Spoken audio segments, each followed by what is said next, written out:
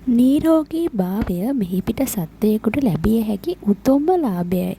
ඉතින් බුදුදහමේ ගිලනුන් උදෙසා ඔසු පූජා සත්කාර කිරීම මහත්ඵල මහානිසංස පුණ්‍ය කර්මයක් ලෙස හඳුන්වා දී තිබේ. බුදුරජාණන් වහන්සේ සිය දෑතින්ව ගිලන් වූ පූතිගත තිස්ස තෙරුන් වහන්සේට උපස්ථාන කරනුයේ උන්වහන්සේ සතු ඒ මහා කරුණා ගුණය හේතුවෙනි. පිළිඳි වජ්ජ හිමිට බෙහෙත් පිදීමේ අනුහස් 10ක් ලැබී ඇත. ඒවා නම්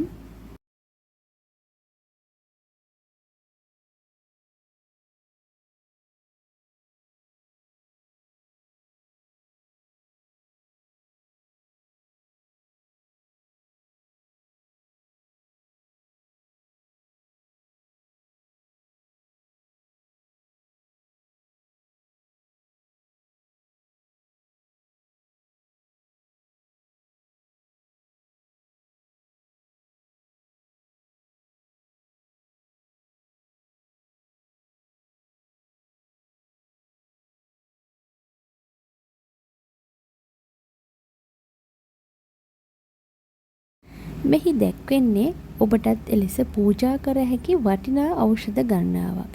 ඉතින් ඔබත් හැකි විට ඖෂධ පූජා කර එහි ආනිසංස විඳින්න.